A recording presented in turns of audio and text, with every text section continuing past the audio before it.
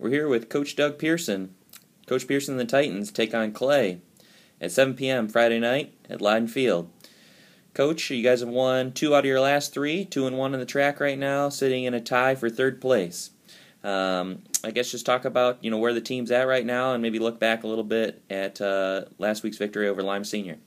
Well, I think that we had an excellent week of practice, Zach. Kids really picked it up.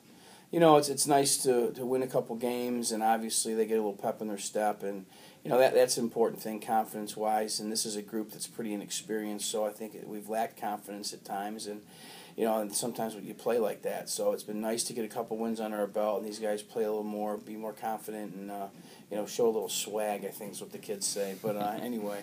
We have our work cut out for us tonight because Clay's pretty good, and they've got an excellent quarterback in Pennington. The Dominique twins, slot receiver and tailback, are very good, and they're going to provide a big challenge for us. They're very, very versatile on offense, and defensively they have a new defensive coordinator who's running a 3-4 and a 4-3, and they're bringing a lot of pressure, a lot of 6- and 7-man blitzes.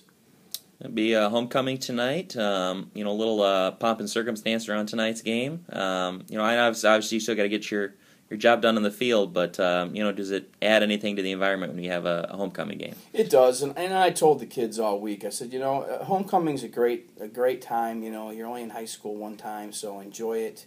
But remember, homecoming came about because of the football game and the alumni coming home to watch it. So they've been pretty focused this week, though. I've had no complaint with that.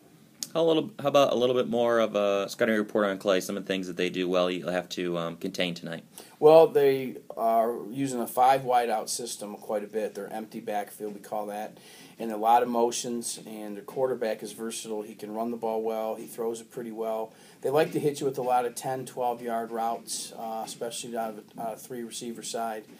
They also run their screen games really good. Their jailbreak screen is a great play for them, and they use it quite a bit. So our defensive linemen are going to have to, it's tough because they're going to have to try and get pressure on the quarterback, but if you bring too much heat, they'll hit you with that jailbreak. So we've worked against that all week long. This is one of the better Clay teams Toledo's seen in quite a while.